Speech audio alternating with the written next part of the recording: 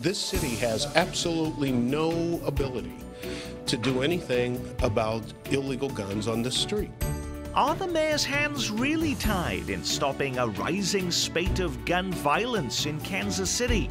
And on this 4th of July weekend, we track the 4 biggest unresolved issues in our metro this year.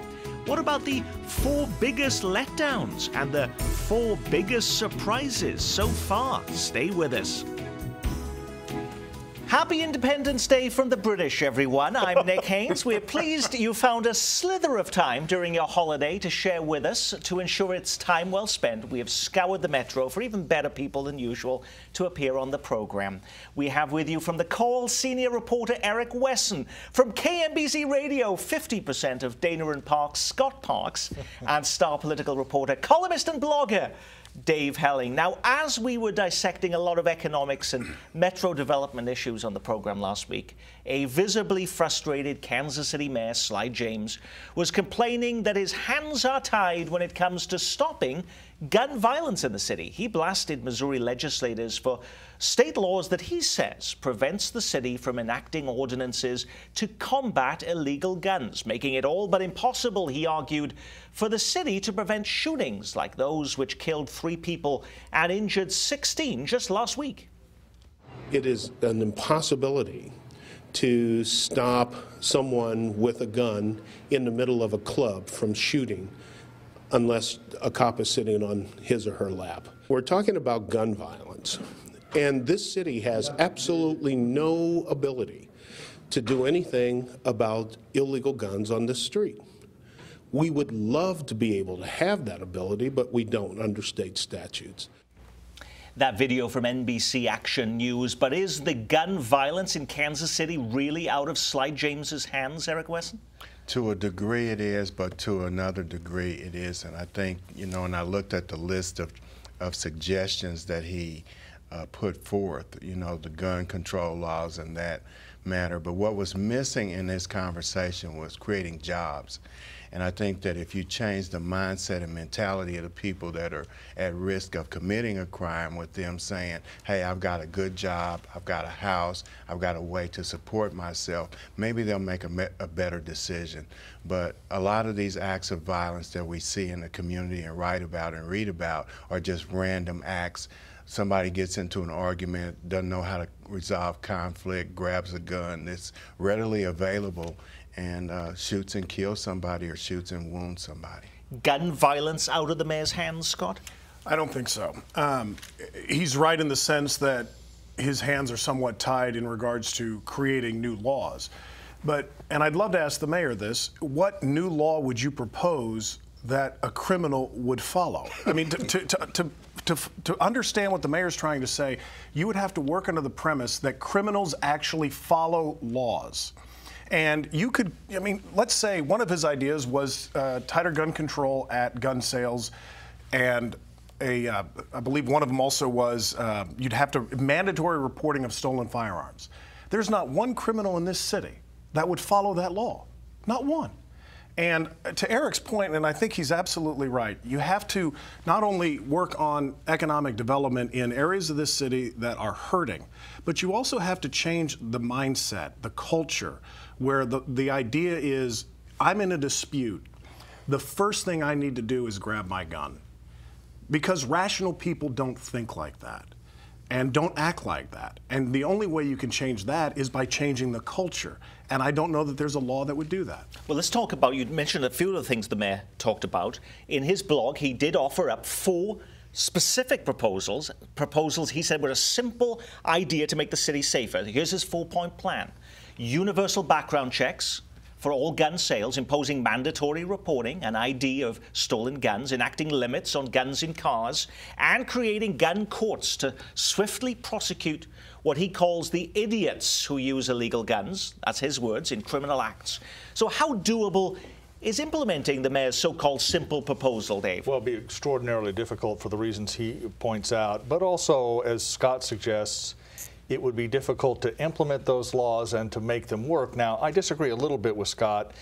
We pass laws all the time that don't always work, but if there's some chance of working, you'd at least give it a chance. That's That's why we have laws against drunk driving, for example. It doesn't catch every drunk driver, but it does deter some people from drinking too much. So that's the argument sort of on the other side. But let me just say, I did a column this week where I did some mathematics. And if Kansas City had the same murder rate as New York City, there would have been 8 murders in Kansas City this year. 8, instead of the 52 we've had so far. That suggests that some cities do have the answer to this or have found the answer to it. We've talked about that on the show. Washington, New York, some other urban areas have dramatically reduced gun crime. Some of that because they do have tough laws, but also because the police act differently in those cities. And I think the mayor could do well to focus on how the police respond to crime if he's really interested in solving this problem.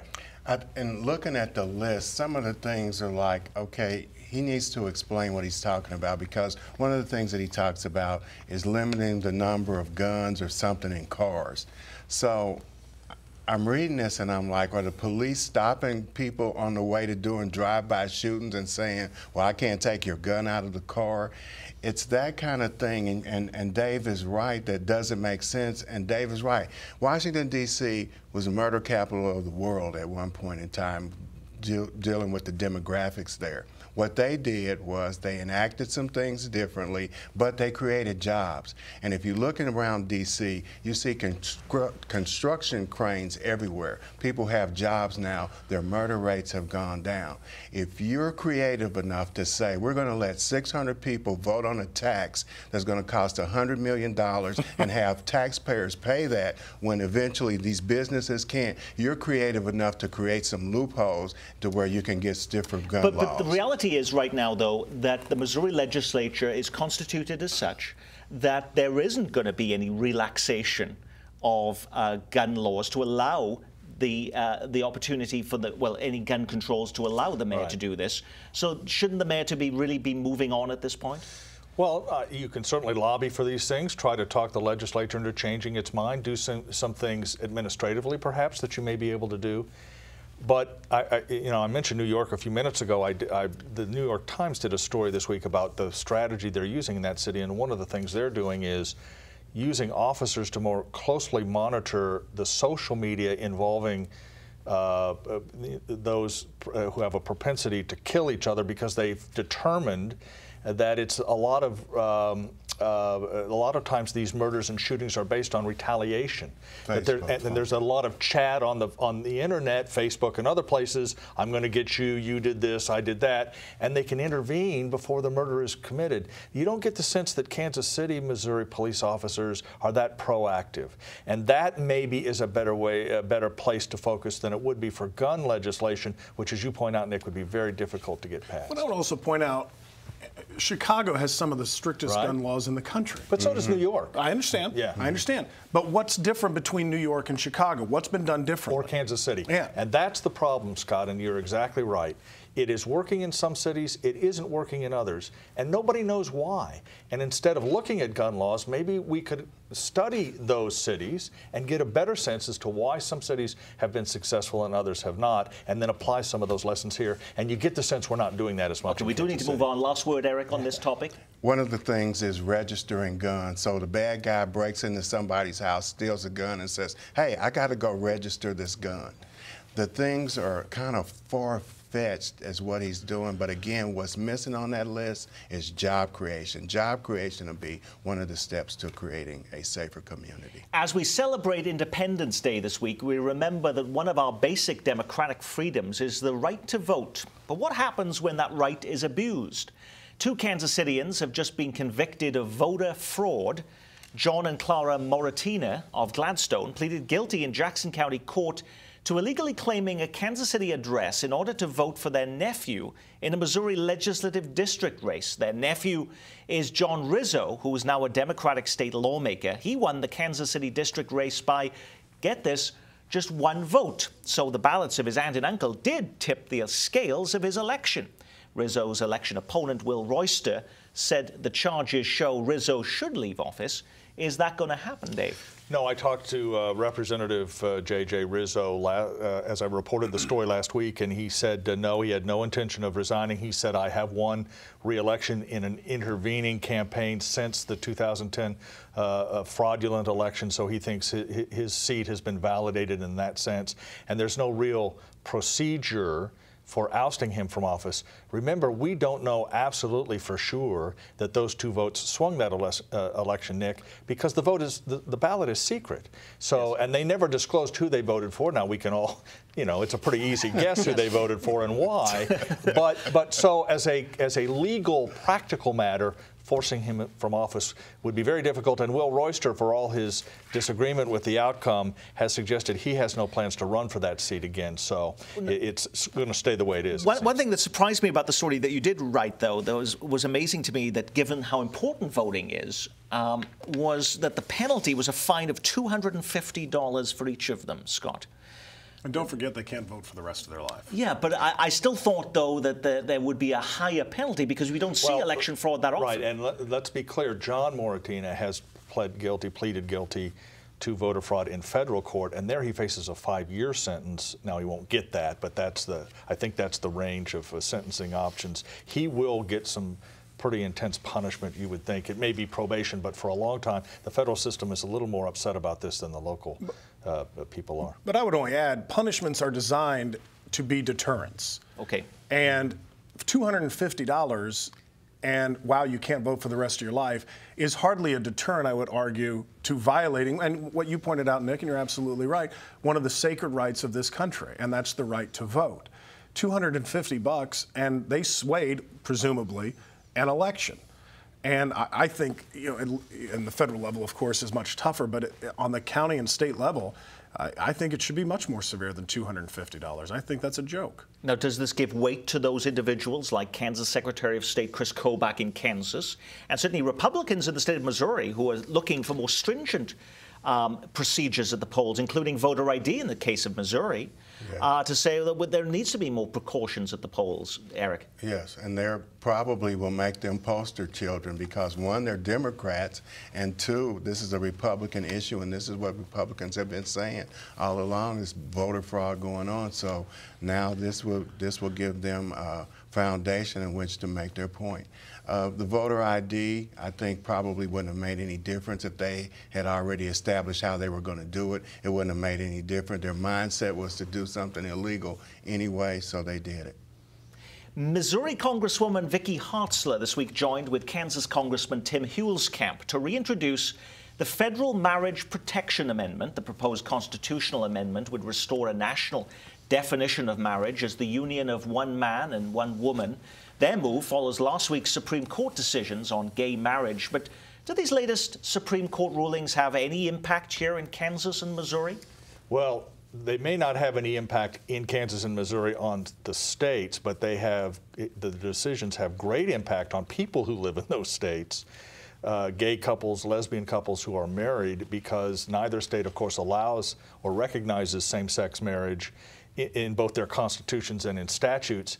And that, Nick, I must tell you, presents enormous complications for those couples who may be legally married in another state, Iowa, New York, moved to this area. Now it isn't clear what federal rights they may have because they live in a state that doesn't recognize same-sex marriage. And it isn't clear whether the state benefits are available to them or how they can divorce. The Supreme Court's decision was cheered initially, and I still think as a broad statement, the gay and lesbian community is happy with what the court decided. But the practical implications in states like Kansas and Missouri are enormous, difficult, complicated, and have not been sorted out and may not be for months, perhaps years to come. Now, this was an issue when you were talking about on your own radio program, Scott. How was this weighing up in Kansas and Missouri on your program? Well, I think one thing we'll learn, and it frustrates me with what Vicky Hartzler and Congressman Huelskamp are trying to do, because they are tilting at windmills. And the idea that somehow an amendment's going to be passed to the U.S. Constitution that once again will return marriage to just a man and a woman is foolish. And I think time will show that many conservative Republicans are on the wrong side of history on this issue. And I think the tide has turned. it was a quick turn, too, Oh. I would add. It was only a couple of years ago that polls showed that a majority of Americans were opposed to legalizing same-sex marriage. Well, in Missouri, it was a 70% approval for a traditional marriage amendment. And substantially in Kansas, too. In 2004, 2005, that was not that long ago. But I think what we're seeing now is a moral issue and a legal issue, and I think that's where the two are confused, and Parks is correct, because people now support it. I think USA Today did a poll, said it was like 55% of the people that polled supported same-sex marriages. So now we're seeing a shift in that, and don't be surprised if they forces people to change their opinion on it. Let's not let the Supreme Court off the hook, because in essence, Nick, what a majority of the Supreme Court said was discrimination against gay and lesbian couples is unconstitutional on the federal level, but perfectly fine on the state level. That is an enormously complicated decision. It has ramifications across the country in states that allow same-sex marriage and those that don't. So I think what may happen in Kansas and Missouri is a real push in the years to come, not on a moral level, but just on a practical level, if not to legalize same-sex marriage, at least to recognize marriages that have been legally entered into in other states in Kansas and Missouri. That would clear up a lot of the legal mess that's been created here. Coming up next on Week in Review, on this 4th of July weekend, many celebrate by shooting off fireworks or stuffing themselves with burgers and hot dogs. In Merriam, Kansas, they celebrate America's independence from the British by putting up a sea of flags, a glorious field of nearly 2,000 of them. KCPT's Kyle Gary reports on what's now become a tradition in the northeast Johnson County city. Every year, nearly 2,000 American flags are put on display around the city of Merriam, Kansas. These symbols of patriotism are a part of the Flags for Freedom event, where volunteers from all walks of life dedicate their time to honor their country and their community. While most people are still asleep, these volunteers were already working hard at the Merriam Marketplace. These volunteer jobs range from pounding rebar into the ground to placing the flags at specified locations on the site. Well, we've grown from a small town event, if you will, to what we believe is a community event. And just bringing people out and enjoying the flags. They're up for a week. People just walk among them. Going into the 8th year of this tradition, there were a few setbacks. Some of the flags were not fit to fly with the rest of the Old Glories. That means there were less flags this year than in previous ones. Many of the flags that we have were used 8 years ago. So they are starting to be frayed and showing their wear and their age. Just like the 4th of July, this event is meant to celebrate our independence and honors those who fought for our freedoms. Flags for Freedom is open until July 6th, and everyone is invited to visit. For KCPT, I'm Kyle Gary. And now for something completely different. As it is the 4th of July weekend, we now go to look at the 4 biggest unresolved issues facing our metro. The first week of July marks the halfway point of the year, a great time to take stock on where we're at and where we're headed in this place we call home. The 4 biggest unresolved issues. Scott, the first of those 4 issues is what?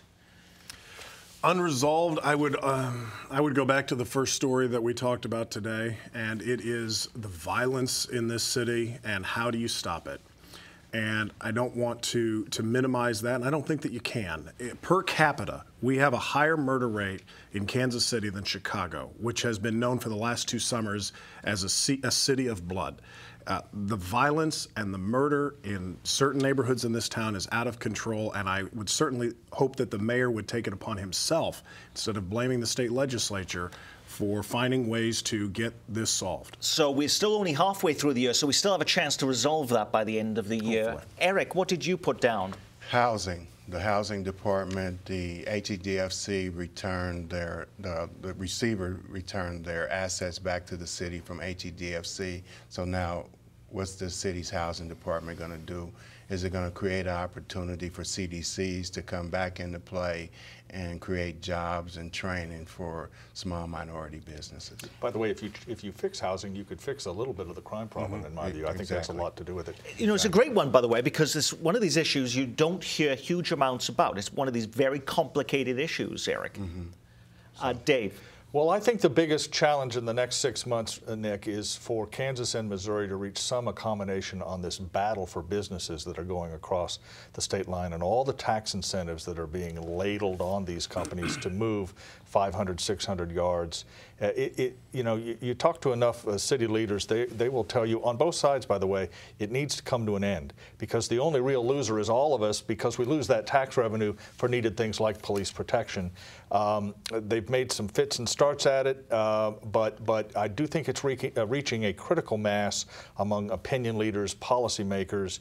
I would guess that would be one of the bigger stories in the second half of this year. Now, some people would have said one of the big unresolved issues, and it's the one we showed in the opening video, was the airport. And so is that what's happening with that? Well, but that will not, I mean, I wouldn't put it on my list, Nick, only because that isn't going to be resolved anytime soon. Okay. There is a chance they might just kill it outright, but absent that, it's going to be years before they make a decision on it, in my view. Another one would be Citadel. What are they going to do with that? Is that project ever going to get in? Is there ever going to be a plan? Yes. Or Fortunately, though, Eric, it wasn't the 5th of July celebration. We didn't have to have 5. We've already done the 4. Next up on our 4th of July, 4 issues for you in Review Show. The biggest letdowns in the Metro so far. Dave, what was on your list as a letdown so far this year? Well, I think the performance of our baseball team is a big problem. I think that a lot of people were excited about the Royals. You know, we don't talk a lot about sports on this program, but I firmly believe that performing sports franchises can give communities a reason to sort of unite around solving a lot of other problems. And the continuing failure of both of our major franchises is a letdown. There's no question about it. There was a while they were doing really well. Yeah, and then boom. We'll see. It's a 6-month season. Scott, what did you put down as, for the first 6 months of the year, the biggest letdown? My biggest letdown so far, and we actually touched on this just a moment ago, has been what I at least perceive is the ramming down the throat of this one terminal idea in Kansas City for the airport. Yes. And I know that the mayor did put together an advisory panel that's going to look into the many issues, but and I pointed this out on my radio program as well. You look at that, and I have nothing wrong, there's nothing against civic leaders and people who are very successful, but there's not one blue-collar person on that panel advising the mayor. There's not one stay-at-home mom. There's no average Joes on that panel. The biggest critic of the opposing side is on there. Yeah, one out of 20, what, 23, 24? Okay. I mean, I think that he could have gotten a much wider swath of everyday Americans, everyday Kansas Cityans on that panel. But there never is. When you look at those panels, it's always, you can pretty much guess at least 5 of the people that are going to be in there. Eric, what was your letdown? What was your letdown? My letdown was the traffic light, the signal lights. They shut them off. They didn't engage the community. They just said, here it is. This is what we're going to do and how we're going to do it. And now they're coming back, eating crow, engaging the community, but the damage has already been done. And one of the things that they've always campaigned about is transparency and engaging the community. Okay, you can't have a 4th of July show without some surprises. So what about the 4 biggest surprises in the Metro so far this year? Eric? The weather. It snowed. Snow in May. Oh, okay. That was true. It was only a few weeks ago it was snowing. It was Absolutely. Dave? I'm writing about this actually for the Star this weekend. What we're calling Feisty Jay Nixon, who the first 4 years, his first term seemed to be the go-along, get-along guy, compromise, more Republican than Democrat, some people said. He has vetoed 10 bills this week. That's twice as many as he vetoed in all of 2010, or almost twice as many. He is really starting to stretch his elbows a little bit, and I think that's a bit of a surprise. Scott? My biggest surprise was, and I've been a critic of what I thought were overly aggressive tactics regarding traffic control in the city of Mission. for the last 2 years now. And I credit the Kansas City Star. They had a fantastic article a couple of weeks back that detailed just how aggressive Karen Dillon. Karen Dillon, how aggressive they really are compared to other cities in the Kansas City metro. And I knew that they were a little over the top with their aggressive traffic enforcement. I had no idea how bad it truly was. Well, hardly a fun topic. What about this week's front page news that the Missouri Attorney General hints at bringing back the gas chamber as a form of execution in the Show Me State? That must qualify as a surprise, doesn't it? Well, what is that about? He didn't say it explicitly, but if you read between the lines, he made a statement in essence saying the drugs we use for injection at executions are, run out of potency, and if we don't get this solved, there may be other alternatives. I think everyone knows that the Attorney General is running for governor, and there may be some of that in this statement. Okay, so we shouldn't be taking that too seriously then, Scott. No, but I think to follow up on Dave's point, everybody knows that Chris Koster is going to run for governor, and this is Missouri has turned from a 50-50 state to a Republican-leaning state, and he's going to have to appeal to some right-of-center values. Can I say this very quickly, by the way? The British are forgiven, officially on behalf of all of us, because I know you talked about that at the beginning. Yes, I did. So you're officially forgiven. Thank you very much. A pardon from Dave Helling. I do the best I can. Well, that's very nice of you. And that is it for this week's program. Thanks. That is the 4th of July edition of Kansas City Week in Review. Our thanks to our guests from The Call, Eric Wesson, and from The Star, Dave Helling. Scott Parks, 2 to 6 weekday afternoons on Dana and Parks at 98.1 FM, KMBZ. I'm Nick Haynes. From all of us, goodbye.